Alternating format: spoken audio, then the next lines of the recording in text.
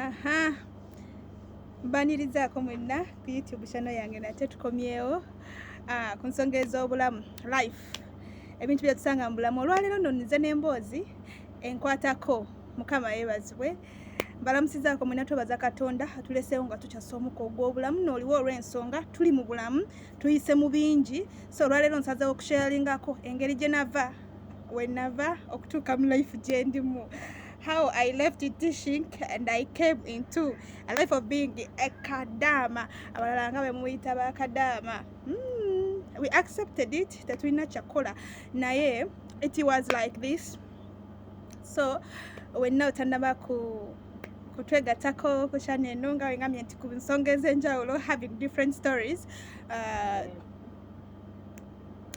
subscribinga, likinga, sharinga, byonna commentinga, obenga tubenga tweyongerayo era tubenga tutuuka ku nzikirizaganya ey'okuba nga tukola live ku nsonga ez'enjawulo ez'omwoyo, ez'omubiri n'ebintu eby'enjawulo. Tugenda kuba we shall be mixing eky'omwoyo, obulamu bw'omwoyo n'obulamu buno obwa bulijjo and some different issues. Njogerako nze nga nze Reste. How I left teaching and I came here. How did I come here as a kadama? I became a kadama. Yes, nga mutuyita naye nga batuyita ba house managers badia. Yes, twakikkiriza lwakuba twakisangawo ate era munange bakyogera, but as long as you earning ekyo tokiteekako nnyo sira. How did it come? It was second half of COVID. Abasomesa bonna nga they were closed, nga they had no option. Abasomesa nga oli eyo panikirako omukono nga tekikkirizibwa. So mukwano, njagala okugamba nti ekintu kyonna kisoboka. Omuntu yali tasuubirako nti one day one time schools will be closed. Naye Katonda ebintu bye, so toli kyogamba nti kino tekisoboka. Time came and schools were closed, totally closed. Schools were closed and teachers had no option. And abagendanga musomesa nga tekikyakola makulu. Mukama yeebazibwe, but we thank God that everything came back to its normal condition. Era abasomesa kati bakola, but by that time omusomesa ye yali akola buli mulimu gwe yali asanze agendako mu kampuni. So nange nalimu ako mu kasuubo. Mukama yeebazibwe. So it was 2020 that I left in Uganda. 2020, it was in December. How did it come? How did it come? How did it start? Nti natuuka wano nendeka eri nenzija eno. Hallelujah. So bwekityo bwekyali abasomesa mu biseera bya COVID bangi nga abasomesa they are here. Oba oli eyo mpanikirako omukono, they are here. They left their professions lwakuba nti bakirina, they have their papers, but because of this. How did it come? How did it start? When this COVID came, this second half of COVID, I think it was second half of COVID, and I left school. We had no option as many other teachers there, so we had to leave. We were looking for jobs from here and there.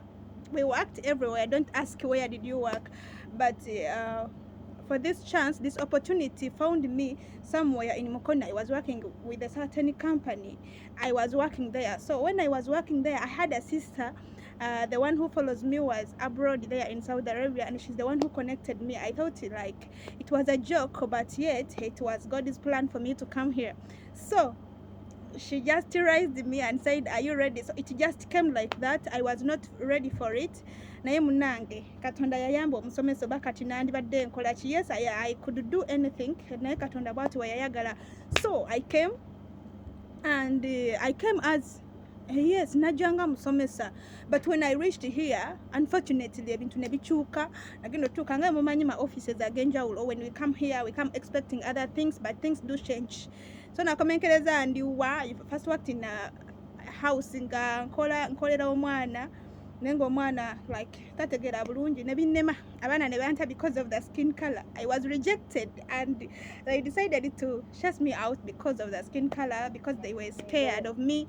And finally, the circumstance was not good in the first house, but finally nentuuka wano munange nekibanga si kyangu. I finally caught up with the circumstance.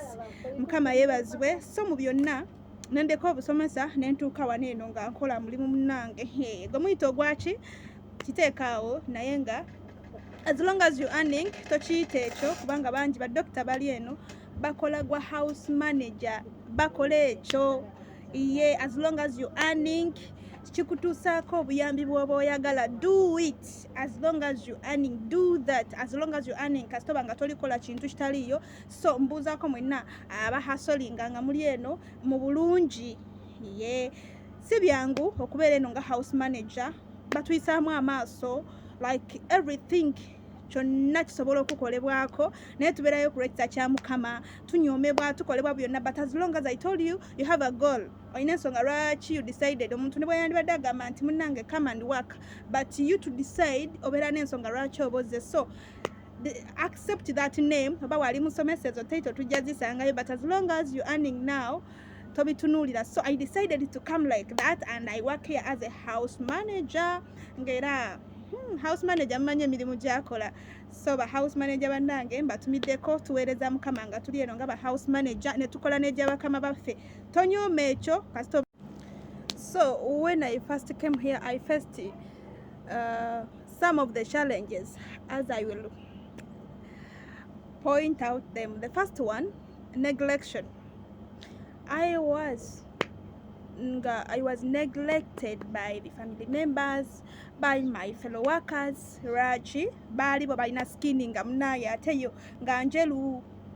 So abaddugavu, that is the first challenge that we face. Abaana baba bakutya, ate most especially nga you reach in a family nga tebakozesangako muddugavu. It is a challenge to get used to that. At least, in fact, you can even take 2 years without okubamanyiira. Naye ate ekyanjawulo ekiriwo nti omunaafrika yenna, when an African reached that home, asooka n'ayita mu mbeera enzibu. Actually nga nzibu oba toli mugumiikiriza, you can live okujjako ng'osanze family nga munnange bo baali balabye ku muntu omuddugavu. Naye oba toli mugumiikiriza, you can live a home nga tebakozesangako munnauganda oba munnaafrika yenna. So it was very hard for me okuva eri abantu bani be tukolera n'okuva eri bakozi bannange. I was neglected nga tesobola nakwata ku kintu kyonna. Naye nebaza ekisa kya Katonda ekyampisaawo kati saawa zino I am the most loved person, though sijagamba nti I'm loved, naye era nebaza ekisa kya Katonda nkintaddeko okuganja ne kijjawo kiri ekyaliwo. Mukama yeebazibwe. So webaza Mukama. It was very hard for me to cash up, naye kati saawa zino I am comfortable. Biba bizibu bakuvuma bakolera ddala ekintu kyolaberera nga you will never be patient with it. Naye nziza okuzzaamu amaanyi embeera gy'oyitamu. Tova ku goolo, tova ku mulamwa, olina ky'olina okukola. Oba oyitibwa ng'ekyo ky'olina okukola mu Katonda. Mu kuyitibwako it will not just be smooth. Lwaki njogedde bino byonna? Nti ebintu tebiba byangu. Katonda oluusi atuyita, sigamba nti nayitibwa eno okubeera guno mulimu gwendi. Nkyogedde olw'okuba nti bingi Katonda by'atuyitamu, and we find circumstances and we find most of the times living that thing because of this that you're facing. Okiraba kati naye gye bujja Katonda akusanyusa. So I thank God that tuyisaawo. Nawe oba oliyo ng'olina embeera gy'oyitamu, mukwano tova ku mulamwa. As long as you earning, wova oyinza okuva ate mu sepiki n'ogwa mu muliro. So be patient, you earn what you earning. May God bless you for me and for today. I say shalom. Bagala nnyo subscribing, liking, sharing, following, commenting, ne Mukama anakuwa omukisa era tuneeyongera. Osobola okuteekako awo wansi ky'oyagala twogereko ne Katonda n'atukola bulungi. What would you like to know? Ask questions. This is life. Ngambe nja kujjanga mu by'okukola, mu by'omulimu, eby'omwoyo n'eby'omubiri. Life. Kama bampere omukisa, shalom.